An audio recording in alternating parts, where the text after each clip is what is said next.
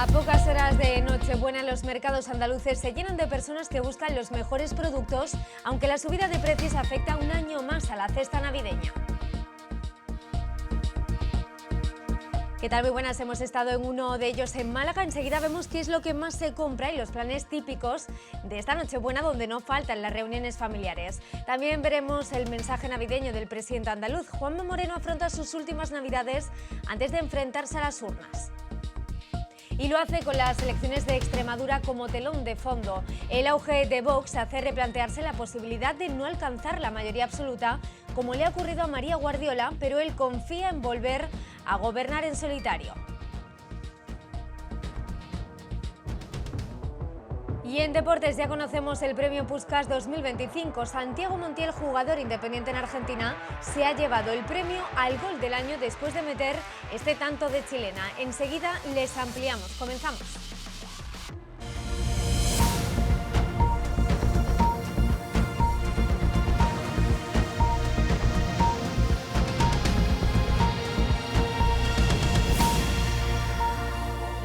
Las elecciones en Extremadura siguen coleando sobre todo por el auge de los de Abascal y el batacazo de los socialistas. Mientras la presidenta extremeña continúa negociando, vemos un ejemplo de pacto entre populares y Vox en el Ayuntamiento de Sevilla. El Pleno ha aprobado los presupuestos municipales de 2026 tras el acuerdo entre ambas formaciones. PSOE y con Podemos e Izquierda Unida han votado en contra, mostrando un rechazo frontal tanto al contenido económico como al marco político del acuerdo. El Partido Popular y Vox han alcanzado un acuerdo para dar luz verde a los presupuestos municipales de Sevilla para el ejercicio de 2026. En esta sesión extraordinaria, PSOE y con Podemos, Izquierda Unida han votado en contra, mostrando su rechazo frontal tanto al contenido económico como al marco político del acuerdo. El entendimiento entre PP y Vox incluye el compromiso del gobierno municipal de reforzar el control del empadronamiento y flexibilizar la zona de bajas emisiones de la Cartuja. Dos exigencias planteadas por Vox para respaldar el presupuesto. Además, el acuerdo contempla la aceptación de 16 enmiendas presentadas por este grupo municipal. Por su parte, el portavoz del Grupo Municipal Socialista, Antonio Muñoz, se ha mostrado muy crítico ante lo que califica como unas cuentas al servicio de la ultraderecha. Y la portavoz del grupo con Podemos, Izquierda Unida, Susana Hornillo, ha calificado a las cuentas como poco creíbles y ha lamentado que los servicios públicos estén cada vez peor.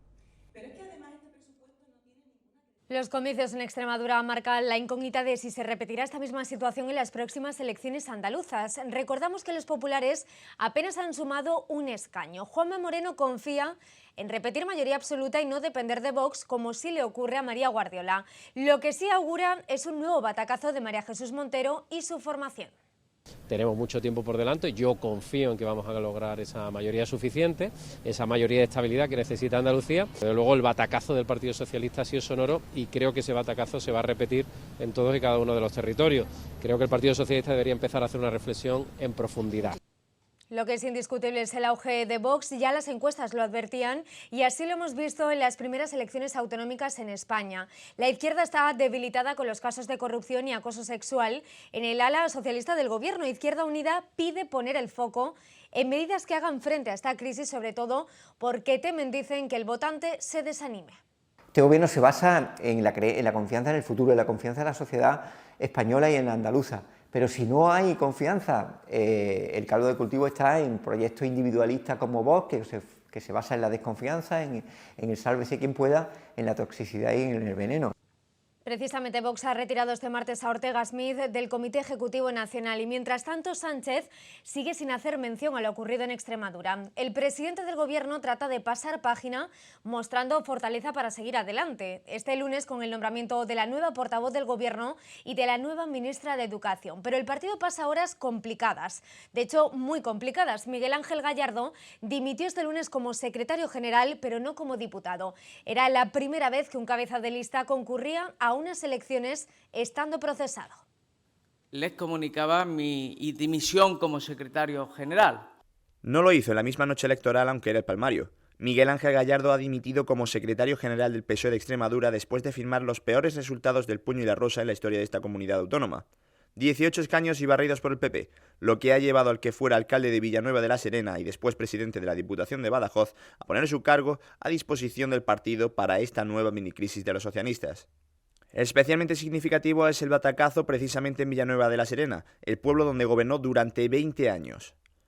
Gallardo presentó este lunes su dimisión, algo que era previsible después del fracaso en una región donde el PSOE había gobernado durante 36 de los 42 años de autonomía.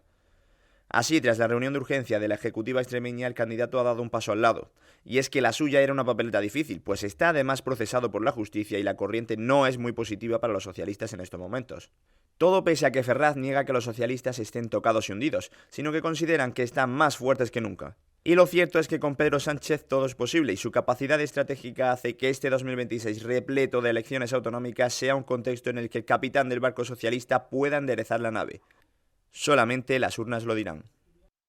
Y en medio de la investigación por la compra de mascarillas durante la pandemia que salpica entre otros al exministro Ábalos, hemos conocido que cobró casi 25.000 euros en dietas en sus 5 viajes a Málaga como ministro desde el año 2018 a 2021. Es la respuesta del Gobierno a una batería de preguntas registradas por el Partido Popular.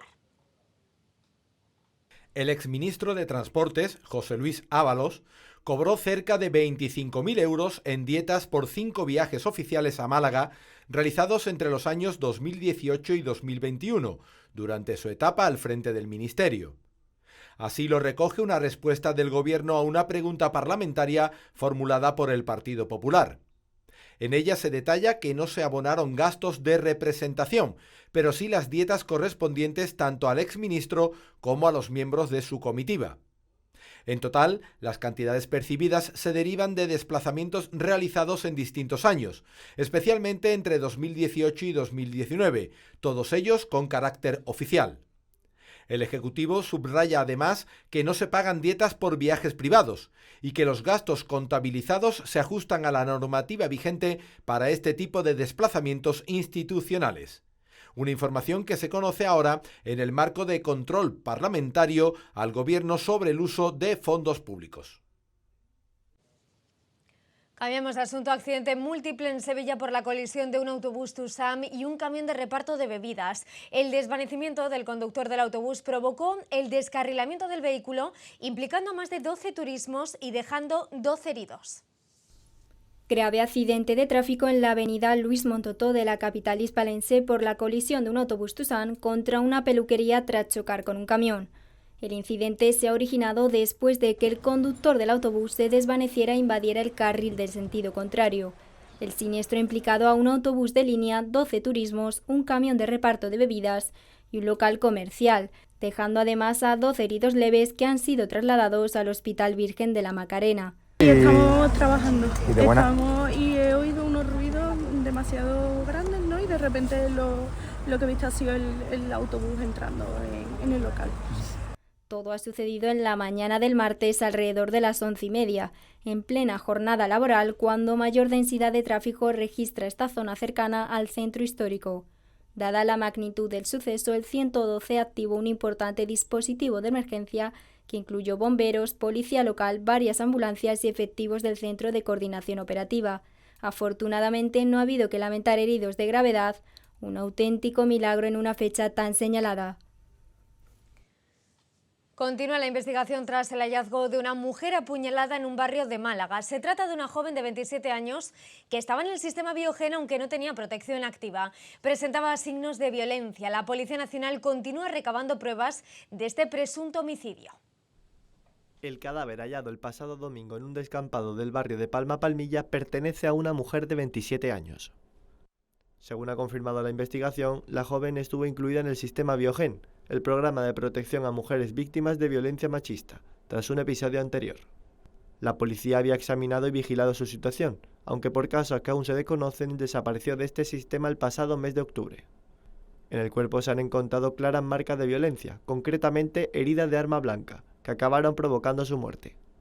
La investigación se inició a primera hora de la mañana del domingo 21 de diciembre, después de que un vecino alertara al 112 tras encontrar el cuerpo sin vida en un banco del descampado.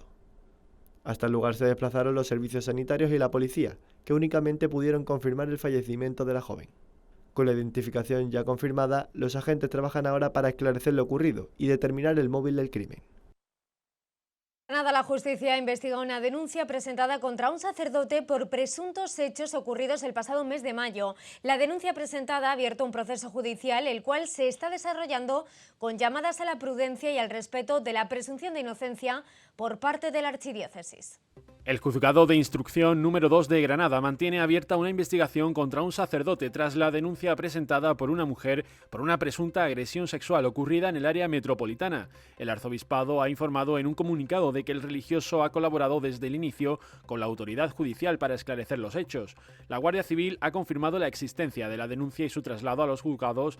Según la versión de la denunciante, los hechos se remontan al pasado mes de mayo, cuando el sacerdote habría realizado comentarios y gestos de carácter sexual tras la celebración de una misa. En estos momentos la instrucción continúa abierta y todavía no se ha tomado declaración a las partes. Inicialmente el procedimiento se tramitó como un delito leve de amenazas, aunque posteriormente se amplió tras un recurso. Desde el Arzobispado de Granada subrayan que no existe ninguna resolución judicial firme ni medidas cautelares contra el sacerdote y apelan al respeto a la presunción de inocencia. La archidiócesis reitera además su compromiso con la verdad, la protección de las personas y su confianza en la justicia. Bueno, y más asuntos. El futuro de la empresa sevillana La Cartuja Pigman empieza a aclararse. En el Juzgado de lo Mercantil número 3 de Sevilla se han registrado 2 ofertas por la unidad productiva de esta histórica fábrica de loza. 36 trabajadores de La Cartuja Pigman están expectantes por conocer el auto de la jueza que aporte los detalles de las ofertas presentadas. Para ellos, de confirmarse los ofrecimientos, es como si les hubiera tocado el gordo de la Navidad. Las ofertas garantizarían la actividad en Sevilla con el acuerdo sobre las marcas con Nox Industrial y de las instalaciones con la familia Zapata, actual propietaria, y la permanencia prácticamente de la totalidad de la plantilla. Se volvería con la misma marca y las mismas instalaciones. De esta manera, los empleados, que ahora mismo se encuentran en una situación de expediente de regulación de empleo temporal que concluye el 15 de enero, esperan recuperar sus trabajos y la actividad de una empresa vinculada desde hace casi 2 siglos a Sevilla.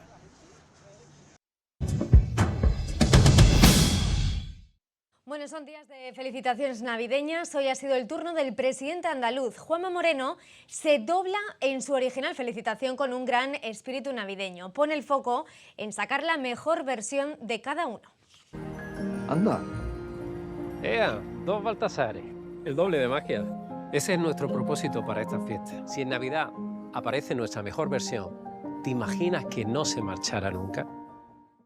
De esta forma, el presidente de la Junta de Andalucía y del PP andaluz, Juanma Moreno, ha felicitado a la Navidad, con un mensaje muy personal, invitando a los andaluces a sacar siempre su mejor versión. Lo ha hecho a través de un vídeo en el que aparece acompañado de su doble más navideño, una metáfora para recordar que todos tenemos una parte más cercana, más empática y más generosa. ¡Vamos, que nos van a dar las uvas! ¡Ya voy, Ramón navideño! A lo largo del corto, distintas personas viven esta fecha sin demasiado espíritu navideño, hasta que su doble aparece para animarles a mirar la Navidad de otra forma. ¡Pásate luego, que hoy hacemos miga! ¿Qué dice? El mensaje final resume el espíritu de estas fechas, más magia, más humanidad y la idea de que si nuestra mejor versión aparece en Navidad, quizás no tenga por qué marcharse nunca. Y a pocas horas de la cena de Nochebuena, los mercados se llenan de personas apurando esas últimas compras. Hemos estado en el de Atarazanas, en el centro de Málaga, para ver qué es lo que no falta en la mesa esta Nochebuena. Natalia Baena. Comienza la cuenta atrás para Nochebuena. ¿Y usted, lo tiene ya todo listo? Todo listo. ¿Y vosotros? ¿Lo tienen ya todo preparado? Pues sí, pues casi todo. Como pionera ya de tantos años que tengo, pues sí. Todo sí tengo, sí, las ostras y todo. Nada, ¿qué le queda por comprar? Todo.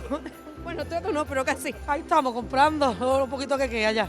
¿Y cuál es el plato que no debe faltar en la mesa? Para mí el pescado. Pues un poquito de jamón, un poquito de queso, unas almejitas y un poquito de marisco, depende de los años. Cualquier cosa buena, mientras te hayan acompañado. La sopa de marisco. Y los caramales rellenos. Solomillo o cordero.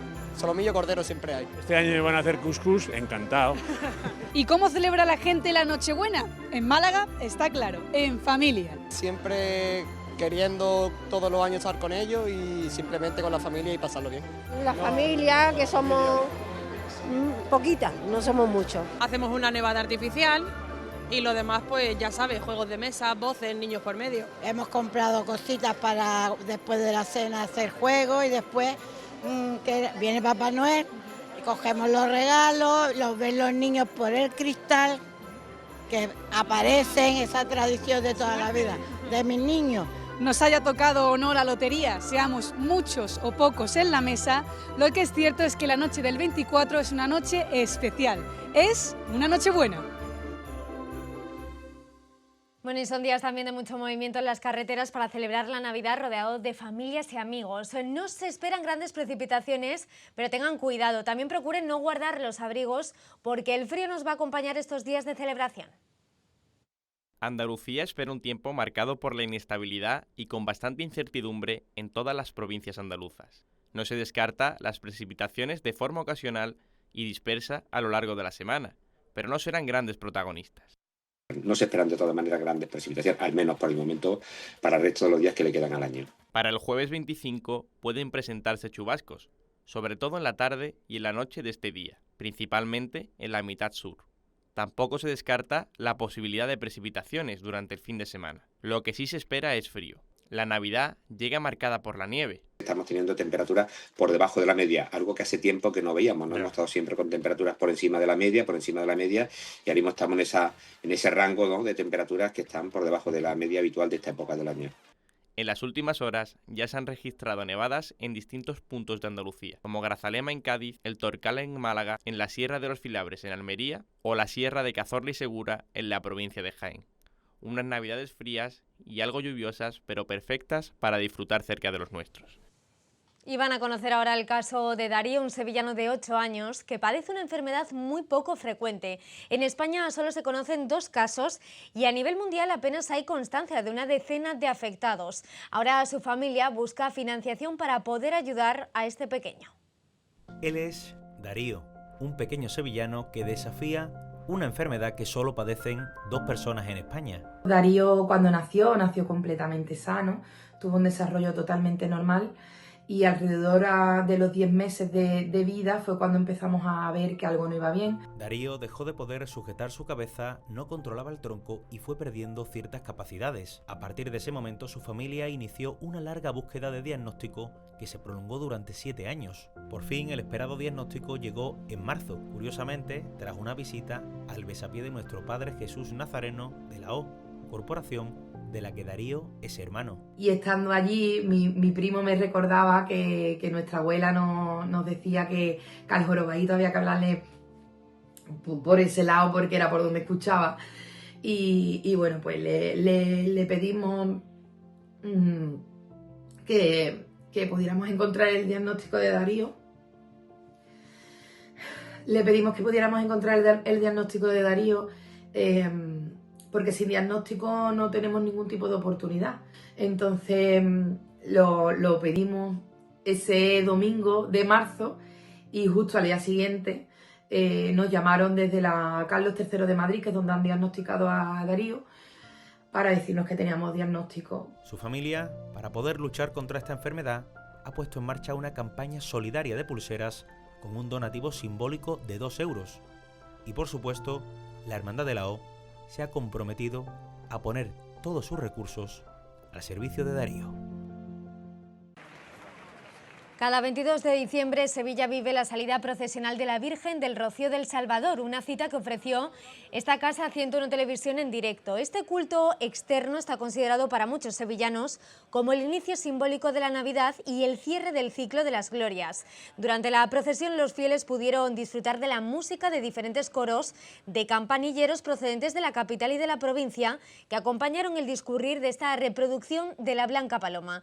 Además, por si fuera poco, esta salida procesional sirvió como broche de oro para conmemorar los 75 años del primer camino al monte de la Hermandad del Rocío de Sevilla.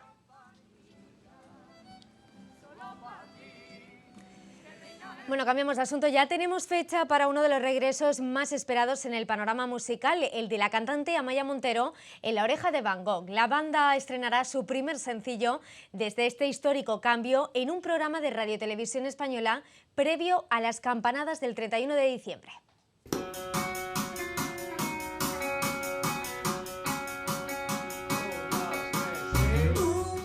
Una de las noticias del año relativas a la música fue el regreso de Amaya Montero como vocalista de La Oreja de Van Gogh, con el consiguiente revuelo relacionado con la salida de Leire Martínez. Meses después, la banda va a estrenar su primer sencillo, desde este histórico cambio, en un programa en la 1 de Televisión Española, previo a las campanadas el 31 de diciembre. En el especial La Casa de la Música y con motivo del 70 cumpleaños de Televisión Española, van a actuar, además, Nicky Nicole, Lola Índigo, Amaya Romero y Ana Torroja. Por su parte, La Oreja de Van Gogh presentará su nuevo single, el primero con Amaya Montero después de 18 años desde el Palacio Miramar de San Sebastián frente a la Bahía de la Concha. Este lanzamiento será un hito en la historia de La Oreja de Van Gogh, cuyo año ha sido bastante intenso. La noticia del regreso de Amaya Montero y la polémica relativa a la salida de Leire Martínez como vocalista del grupo no caló bien entre gran parte de los seguidores, pese a la ilusión de volver a ver a Amaya al frente de la banda. Sin embargo, esto no parece afectar a la próxima gira que va a realizar en 2026. Esta gira de celebración de sus más de 3 décadas de trayectoria promete ser un recorrido emocional por canciones como Cuídate, La Playa, Puedes contar conmigo, Rosas, 20 de enero y otros himnos atemporales que siguen latiendo bien fuerte en la memoria colectiva. Uno de los creadores del famoso videojuego Call of Duty ha fallecido a los 55 años en un accidente de tráfico. Se trata de Vince Zampella, que perdió el control del Ferrari que conducía. Vince Zampella, uno de los creadores del exitoso videojuego Call of Duty, ha fallecido este domingo a los 55 años de edad. Murió tras sufrir un trágico accidente de tráfico con su Ferrari en las montañas de San Gabriel, al norte de Los Ángeles. Según las primeras informaciones facilitadas por las autoridades, el choque desencadenó un incendio que atrapó a Zampella en el interior del coche, causándole la muerte en el acto. Fuck me. Oh shit. No. Cuidado con el tanque.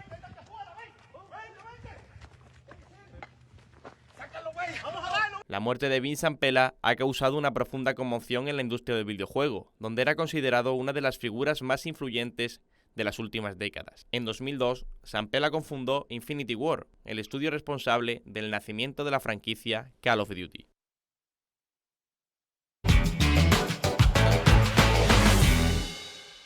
Segurestil, especialistas en puertas de seguridad y acorazadas, patrocina este espacio.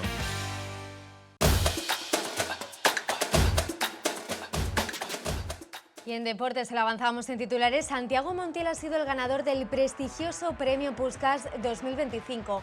El mediocampista de Independiente de Avellaneda se llevó el reconocimiento gracias a un memorable gol de chilena ejecutado desde fuera del área. Santiago Montiel, jugador de Independiente de Argentina, ha sido el ganador del prestigioso premio Puskás 2025, que reconoce al gol más espectacular del fútbol mundial en el año. El centrocampista de Independiente de Avellaneda se llevó el reconocimiento gracias a un memorable gol de chilena ejecutado desde fuera del área. El gol de Montiel fue en el duelo entre Independiente e Independiente Rivadavia el 11 de mayo de 2025 por el torneo de apertura de ese mismo año. Este premio Puskás es uno de los más esperados por los fanáticos del fútbol, ya que este galardón no discrimina por continente, equipo o liga. La Copa África ha comenzado en Marruecos y para ello el país ha preparado todas sus infraestructuras para estar al máximo nivel, con vistas también de cara al Mundial de 2030, donde busca igualar el gran nivel de estadios que tiene España y Portugal. La Copa África ha comenzado y con ella Marruecos presenta multitud de novedades. 6 ciudades anfitrionas y 9 estadios han preparado todas sus infraestructuras para acoger el torneo más importante de África, donde Rabat será el epicentro de todo. Multitud de estadios han sido reformados para albergar una cita de este calibre, donde el Moulay El Hassan es el buque insignia, posee una capacidad de 45.800 espectadores y ha recibido su nombramiento como sede de la Copa del Mundo de 2030, que aspira a quitarle la final a España. Otro estadio importante es el Inf Batuta, situado en Tánger, uno de de los polos económicos más importantes del continente. Marruecos ha realizado una gran inversión de cara a la Copa de África, además de tener la mira puesta al Mundial de 2030 para competir a España y Portugal en infraestructuras. David Munuia está siendo una de las grandes sensaciones en el campeonato mundial. El keniano es la primera vez que sale a África y está dejando momentos inolvidables. El Campeonato Mundial de Dardos está dejando escenas inolvidables. David Munuia ya había hecho historia incluso antes de subir al escenario del Alexandra Palace, siendo el primer keniano de la historia en clasificarse a un mundial de esta disciplina. El jugador de 30 años, con una entrada mágica y con una gran primera ronda, donde incluso se le posó una abeja en el ojo mientras lanzaba, logró la victoria ante Mike de Decker. Munuia trabaja a tiempo completo como veterinario en Kenia y nunca había estado fuera de África antes del Campeonato Mundial. Este campeonato lo está viviendo al máximo y está siendo uno de los grandes descubrimientos de esta competición. Pues no tenemos tiempo para más, nos marchamos. Ya saben que pueden ampliar todas las noticias en nuestra página web en 101tv.es y en nuestras redes sociales. Gracias por acompañarnos un día más.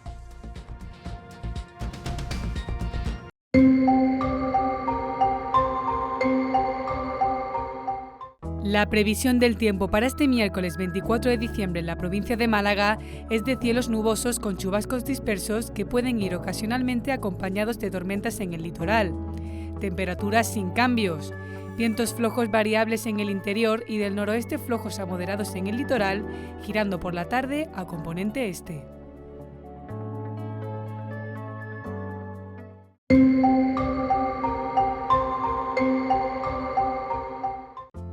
Para este miércoles 24 de diciembre, la previsión meteorológica en la provincia de Granada volverá a estar marcada por las precipitaciones. En las comarcas de Guadix y Baza se mantiene también el aviso por nevadas y heladas, siendo las máximas en el interior de 8 grados y las mínimas que llegarán a los -1 grados. Eso sí, en el litoral habrá temperaturas algo más altas, llegando a 12 grados de máxima y 8 de mínimas. Pero eso sí, seguirán las lluvias.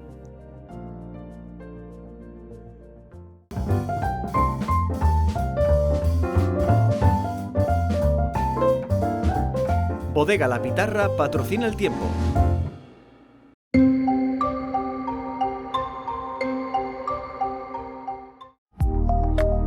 La Agencia Estatal de Meteorología pronostica para el miércoles 24 de diciembre en Sevilla cielos nubosos, con chubascos dispersos, abriéndose claros al anochecer. Las temperaturas estarán sin cambios o en ligero descenso. Los vientos serán flojos y de componente norte.